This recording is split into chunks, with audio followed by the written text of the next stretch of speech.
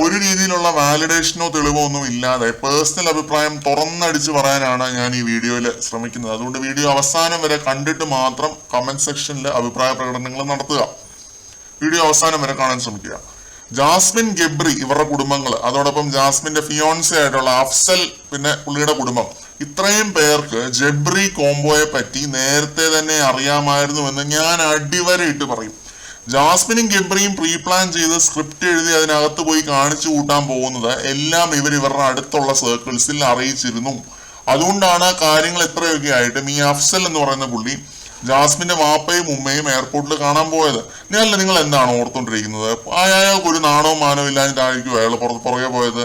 ഒന്നുമല്ല, പുള്ളിക്ക് എല്ലാം അറിയാം. He's aware. ജാസ്മിൻ ഇതിനകത്ത് കാണിച്ചു കൂട്ടുന്ന എല്ലാം പുള്ളിയെ നേരത്തെ തന്നെ അറിയിച്ചിരുന്നു. അഫ്സലിക്കയോട് അന്വേഷണം പറയണമെന്ന് ജാസ്മിൻ പറയുന്നുണ്ട് എപ്പിസോഡിനകത്ത്. ജാസ്മിനും ഗബ്രിയും അഫ്സലും 3 പേരും അറിഞ്ഞു വെച്ചോണ്ട് പ്രേക്ഷകരെ വിഡ്ഢികളാക്കുകയായിരുന്നു. ഇവരുടെ കുടുംബങ്ങൾക്ക് സത്യങ്ങൾ അറിയാം. ബിഗ് ബോസിനെയും ഒരു പരിധിവരെ ഇവര് പറ്റിച്ചു.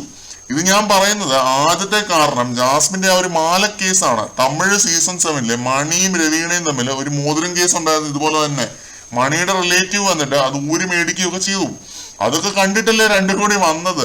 അതുകൊണ്ട് മാല കൊണ്ട് പോകാമെന്നും പിന്നെ ഫാമിലി വന്നിട്ട് ഊരിയെടുത്ത് സീനാക്കുമെന്നും രണ്ടും കൂടി അങ്ങ് തീരുമാനിച്ചു. ആ രീതിയിലുള്ള ഒരു ഡ്രാമ ഇവര് സ്ക്രിപ്റ്റ് എഴുതി പ്ലാൻ ചെയ്ത് വെച്ചിരുന്നു, ഗബ്രിയും ജാസ്മിനും കൂടി.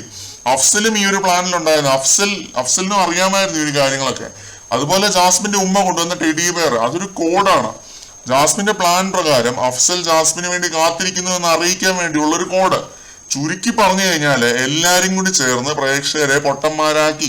ജാസ്മിൻ ഈ സീസണിലെ ടോപ്പ് 3 പൊസിഷന് സെക്യൂർ ആക്കി പുറത്ത് വന്നിട്ട് അന്തസ്സായിട്ട് അഫ്സൽ എന്ന് പറയുന്ന പുള്ളിയെ കെട്ടി ജാസ്മിൻ കൂടും.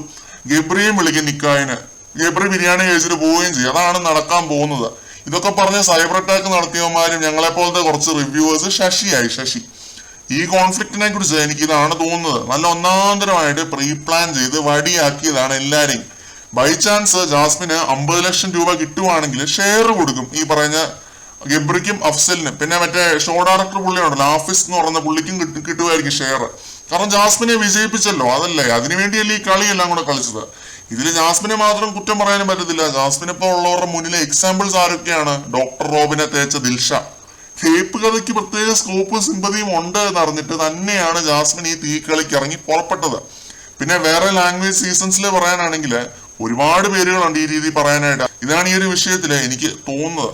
ഞാൻ ഇത്രയും പറഞ്ഞു കഴിയുമ്പോൾ നിങ്ങൾ എന്നോട് ചോദിക്കും, ജാസ്മിന്റെയും ഗബ്രിയുടെയും പ്ലാൻ വിജയിച്ചൊന്നുമില്ലല്ലോ, ഗബ്രി പകുതി വഴിക്ക് വെച്ച് പുറത്തായല്ലോ എന്നൊക്കെ ചോദിക്കും. അതെ, ജാസ്മിന്റെ പ്ലാൻ പാളിപ്പോയി. അതുകൊണ്ടാണ് ജാസ്മിൻ ഇരുന്ന് മോങ്ങുന്നത്. അത് നിങ്ങൾ മനസ്സിലാക്കുക.